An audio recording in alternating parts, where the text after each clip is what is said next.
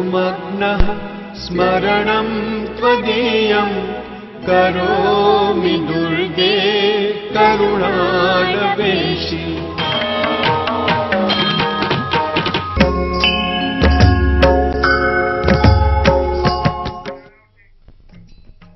नमस्कार, मैं हूं शारदा सरोहा। आप देख रहे हैं एवन तहलका हरियाणा। हमारी खास पेशकश शुभ नवरात्र। जैसा कि नवरात्र में हम बात कर रहे हैं मां दुर्गा के 9 स्वरूपों की, तो आज बात करेंगे मां कुष्मांडा के स्वरूप की।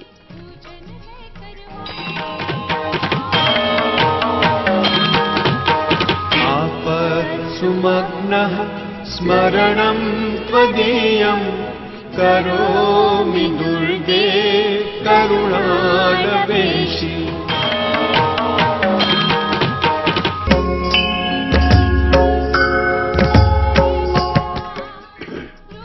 तो भक्तों, जैसा कि आप जानते हैं मां को नवदुर्गा भी कहा जाता है, क्योंकि नवरात्र में माता के 9 स्वरूपों की पूजा की जाती है। आज नवरात्र का चौथा दिन है, तो आज मां के कुष्मांडा स्वरूप की पूजा की जाती है। मां कुष्मांडा की पूजा अर्चना करने से यश और सम्मान की प्राप्ति होती है।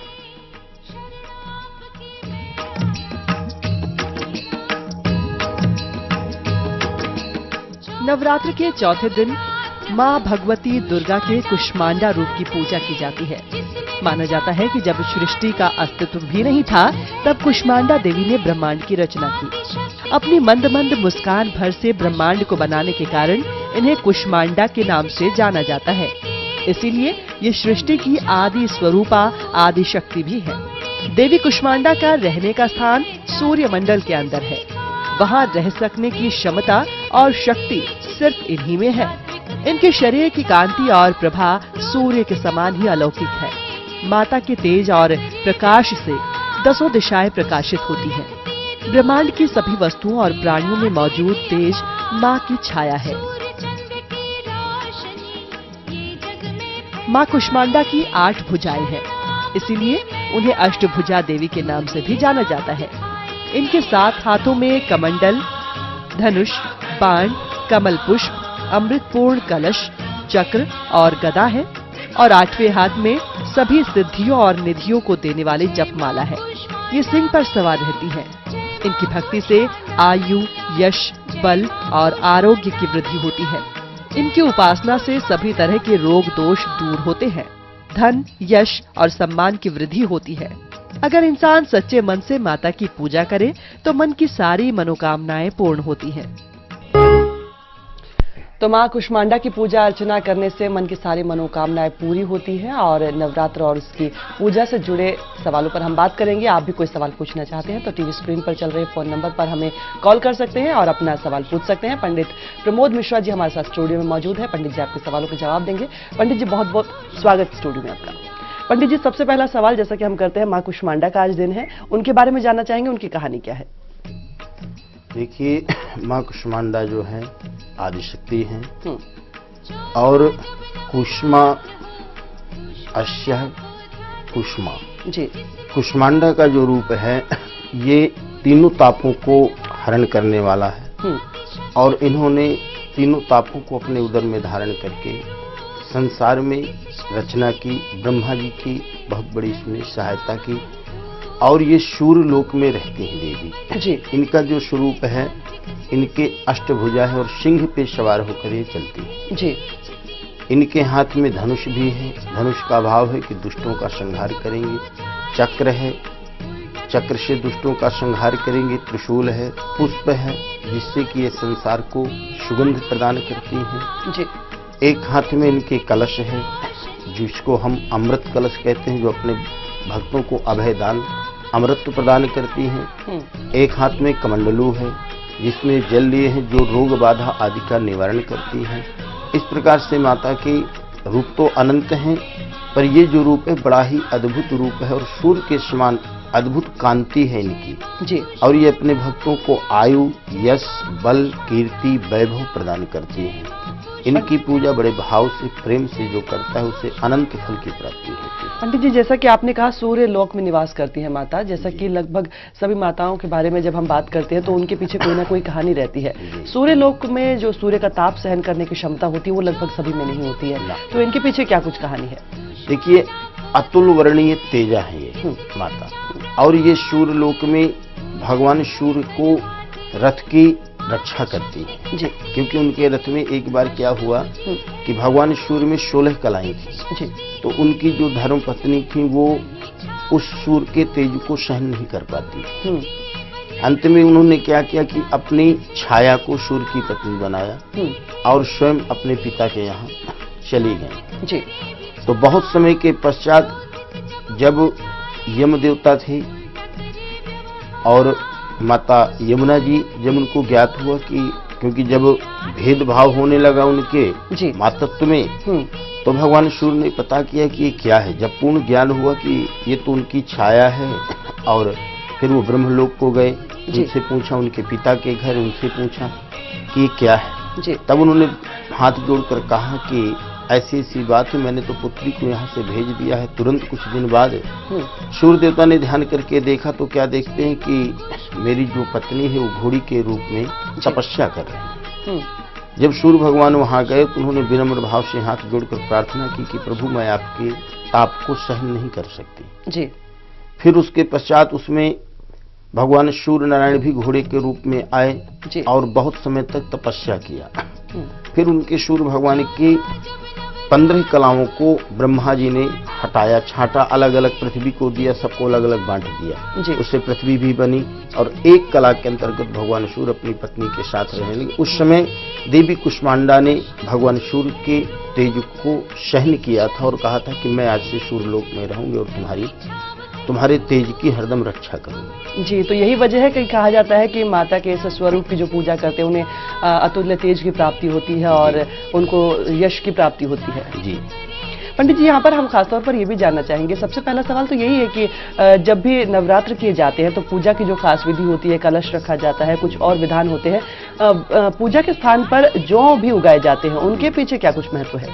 देखिए, पूजा में हम पूजन जब करते तो देवी के नवरात्रों में तो हम जो विशेष तौर से बोते ही हैं जी। पर वैसे भी अगर हम कोई अनुष्ठान करते हैं, महामृत्युंजय हो गया, दुर्गा पाठ हो गया, लक्ष्मी पाठ हो गया, संतान गोपाल, आज कोई भी पाठ है तो जब वो किया जाता है तो उसमें खेतली जौ बोया जाता है जी। जौ इसलिए बोया जाता है कि जौ मंगल का प्रतीक है और उससे जो जौ उगता है उससे पता चलता है कि हमारा आने वाला समय कैसा है जी। अगर हमारे जो बढ़िया हरे हैं, स्वच्छ हैं, साफ उगे हैं तो ये लगता है कि हमारी पूजा जो है माँ ने स्वीकार कर लिया और हमारी पूजा सफल हो गई, क्योंकि 7 दिन में जौ 3 दिन में 2 दिन में उगाता है और फिर वो 7 दिन में पूरे कलश को ढक जैसा लेता है 9 दिन में। तो उससे हमको एहसास होता है कि हमारी पूजा जो है माँ ने स्वीकार किया और जिस मनोरथ की पूर्ति के लिए हमने पूजा किया वो मनोरथ हमारा किस हद तक पूर्ण हो रहा है। जौ के उगने से ये पता चलता है। जौ भी कई प्रकार से उगते हैं जी।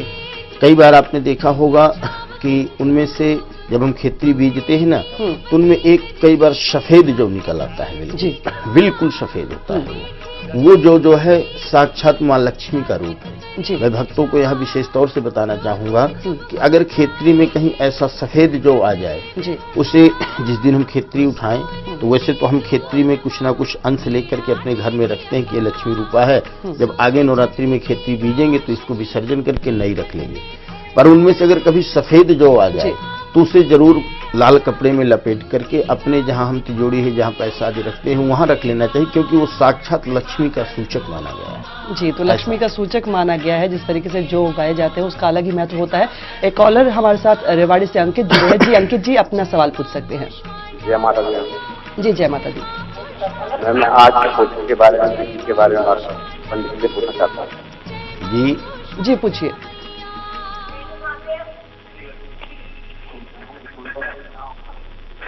जी अंकित जी, अपना सवाल पूछिए। पूजा की विधि के बारे में। पूजा की विधि के बारे में पंडित जी पूछना चाह रहे हैं। आज के अगर माँ कुष्मांडा की पूजा की विधि की बात की जाए तो क्या कुछ अलग किया जाए जिससे माँ कुष्मांडा को प्रसन्न किया जा सकता है? देखिए, माँ की पूजा में षोडशोपचार पूजन तो मैं रोज बताता हूँ कि वही होता है। हाँ, उसमें से कोई अंतर नहीं है। किसी भी देवता की पूजा हो तो षोडशोपचार तो करना ही करना है। पंचामृत से दूध दही आदि से स्नान कराना है। पर जैसे कुष्मांडा की बात की जाए तो माँ कुष्मांडा की पूजा में हम माता को लाल या पीला वस्त्र धारण करा सकते हैं जी। और वैसे तो ब्रह्मा जी के स्वरूप से इनको माना जाता है, जी। तो इनके लिए हम कमंडल दान कर सकते हैं। जब हम दुर्गा सप्तशती का हवन करते हैं ना, वहाँ नाना प्रकार के योग आते हैं कि इस मंत्र पे इस चीज की आहुति की जाए। जैसे कहीं गदा आ जाता है, कहीं धनुष बाण आता है, कहीं माता के लिए फल आता है, कहीं पुष्प आता है। तो इस तरह से माता की इस पूजा में विशेष तौर से माँ को कमंडल अर्पण करें और माता की पूजा में माँ को भाव से, विनम्र भाव से माता के मंत्र का ओम नवार्ण मंत्र होता है, ओम ऐं ह्रीं क्लीं चामुंडाय विच्चे, इस मंत्र का भावपूर्ण पाठ करें और माँ से प्रार्थना करें कि हे माँ, आप हमें विशेष तौर से आशीर्वाद दें। जी, उम्मीद है अंकित जी आपको अपने सवाल का जवाब मिल गया होगा। इसी के साथ चंडीगढ़ से एक कॉलर रेनू हमारे साथ फोन लाइन पर जुड़ी है। जी रेनू जी, अपना सवाल पूछ सकते हैं। नमस्कार मैम। जी नमस्कार। मुझे ये जानना था कि नवरात्रों में जैसे कहा जाता है कि अखंड ज्योत जलानी चाहिए, अगर हम नहीं जला पाते हैं कि हम बाहर रहते हैं, नहीं कर पाते हैं ऐसा, तो क्या हम सुबह शाम घी का दीपक जला सकते हैं? जी पंडित जी, ये सवाल। देखिए, नवरात्रों में अखंड ज्योत तभी जलाने का फायदा है जब आप घर में रहें, क्योंकि अखंड ज्योत अगर जले तो एक आदमी को घर में रहना चाहिए जी। पर आप जैसे बाहर रहते हैं तो आप बिल्कुल प्रेम के सहित माता की सुबह शाम आरती करें, वंदना करें। उसमें कभी भी ये वहम नहीं करें कि हम नवरात्रों के दिन हैं, हम बाहर जा रहे हैं, क्योंकि भगवान कहते हैं कि मेरी पूजा में कभी ये बंधन नहीं है। सनातन धर्म में यही विशेषता है कि उसमें कोई बंधन नहीं और बहुत बंधन है। आप भावपूर्ण लेकर के उस पूजा को करें, ये मन में बिल्कुल वहम नहीं करें कि हम 9 दिन अखंड ज्योत नहीं जला पा रहे। आप प्रेम से थोड़ी देर बैठकर, एक घड़ी आधी घड़ी आधी ते पुनियाद, थोड़े भी समय यदि हम भगवान की माँ की आराधना कर लें तो उसका पूर्ण आनंद और पूर्ण फल प्राप्त होता है। उसमें कोई ऐसा वहम नहीं कि हम 9 दिन अखंड ज्योत नहीं जला पा रहे तो हम क्या करें। यानी भाव का होना बहुत जरूरी है। अगर श्रद्धा भाव के साथ आप पूजा अर्चना कर रहे हैं तो कम समय में भी माता प्रसन्न हो सकती है। पंडित जी, यहाँ पर ये जानना चाहेंगे, क्या कोई ऐसा मंत्र बताना चाहेंगे जिसके जरिए, जैसा कि अभी रेणु जी ने सवाल किया कि कुछ कम समय में भी पूजा का लाभ मिल सके, क्या कोई मंत्र भी इस तरह का होगा जिससे माता को प्रसन्न किया जा सके? देखिए, मंत्र का विधान जो है बहुत है और एक मंत्र है माता का, श्रवाबाधा विनिर्मुक्ते धन धान्याशुतान्विता मनुष्यो मत प्रसादेने भविष्यति न संशय। अगर किसी को अनेकानेक प्रकार की व्याधियां आ जाती हैं, गृहस्थी में क्लेश आ जाता है, कहीं संतान नहीं सुनती, कहीं पति पत्नी में क्लेश हो रहा है, तो ऐसे मंत्र का जप करें जिससे समस्त प्रकार की बाधाओं का निवारण हो जाए।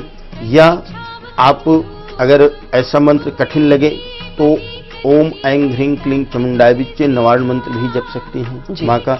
अगर ये भी नहीं जप सकते तो आप प्रेम के सहित माता का नाम, हे माँ दुर्गे, हे माँ सरस्वती, हे जगत जननी, या ओम श्रीयाय नमः, श्री का उच्चारण कर लें।